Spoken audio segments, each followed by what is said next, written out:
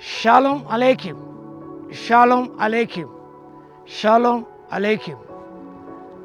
Topic for today is righteousness. Righteousness. నీతి అనే అంశం గురించి కొద్దిగా మనం ధ్యానం చేద్దాం.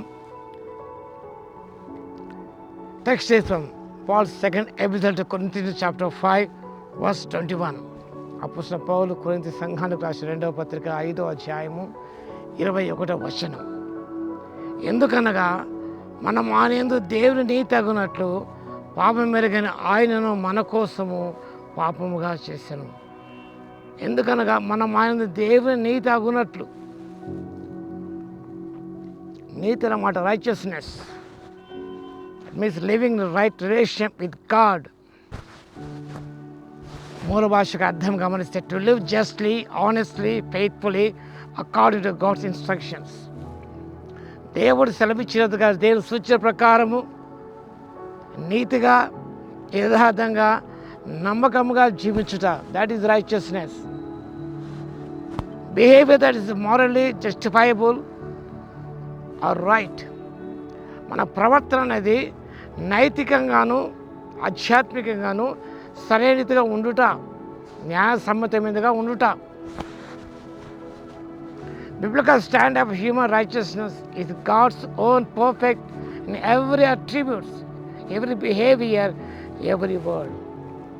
ప్రభు జీవితాన్ని గమనించినప్పుడు ఆయన గుణలక్షణాలు కానివ్వండి, ఆయన ప్రవర్తన కానివ్వండి, ఆయన మాటలో కానివ్వండి, దేర్ ఇస్ పర్ఫెక్ట్నెస్, అది పరిపూర్ణతను కనిపిస్తుంది. This righteousness is can be explained in 4 ways. There are 4 types of righteousness. Number 1, performative righteousness, self-centeredness. మనుషులను కలపడి చేసే పనులు, వాటిని పర్ఫార్మేటివ్ రైచియస్నెస్ అంటారు. మత్తయి సువార్త 6వ అధ్యాయం 4 వచనాల్లో మనుషులు కనపడని ఆనాడు పరిసయ్యులు పనులు చేసేవారు, వారు ప్రార్థన చేసేవారు, ఉపవాసం ఉండేవారు, దాన ధర్మం చేసేవారు. ఇవన్నీ కూడా ఈ నీతి గమనించినప్పుడు పర్ఫార్మేటివ్ రైచియస్నెస్, మనుషులు కనపడాలని చేసే పనులు అవన్నీ. రెండవదిగా comparative righteousness. Comparative righteousness Paul's second Corinthians chapter 10 verse 12. ఇతరులతో సరిపోల్చి చూసుకొని far better than that person.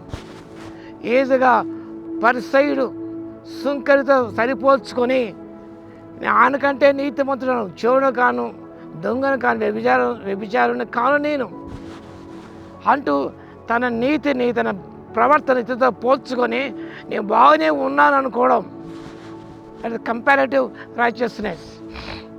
The third one, infused righteousness. Infused righteousness, కొన్ని పనులు చేయడం ద్వారా నీతిని మనకు మనమే ఆపాదించుకొనుట. ఇది క్యాథలిక్ సిద్ధాంతం. అది రైచియస్నెస్ ఇన్ఫ్యూజ్డ్ త్రూ సాక్రమెంట్స్. ప్రభు సంస్కారాల ద్వారా, బాప్తిసం ద్వారా, ప్రభులో పాల్గొనడం ద్వారా కొన్ని విషయాలు సాక్రమెంట్స్ మనకు ఉన్నాయి. వాడు చేయడం మనలో రైచియస్నెస్ అనేది మనకు కలుగుతుందనే నమ్మకం కొంతమందికి. That is infused righteousness. The fourth one is practical righteousness, aligning more and more with God's standards. దేవుడు నిర్దేశించే నిర్దిష్టమైన స్థాయికి మనం ఎదుగుట. There is practical righteousness. You can see in the life of Abraham. నమ్మాడు, ఆయన అది నీతిగా ఎంచబడది. తన కుమారుని అర్పించినప్పుడు ఆయన విశ్వాసము కార్యం ద్వారా అది పరిపూర్ణత ఎరగరా అంటాడు.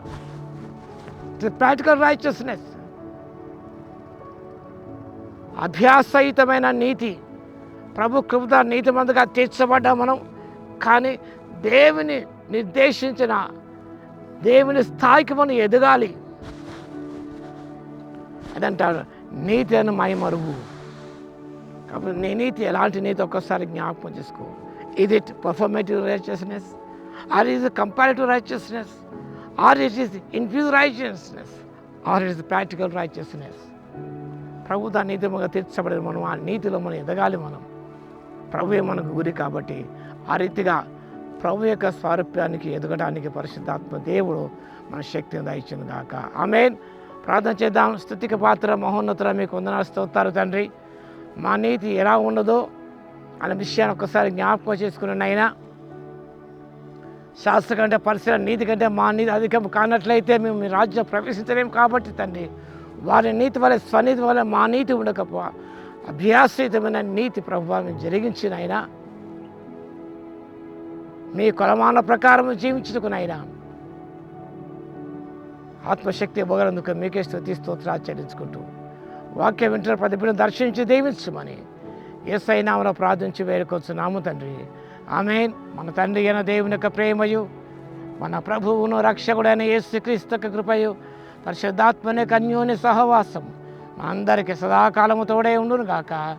ఆమేన్.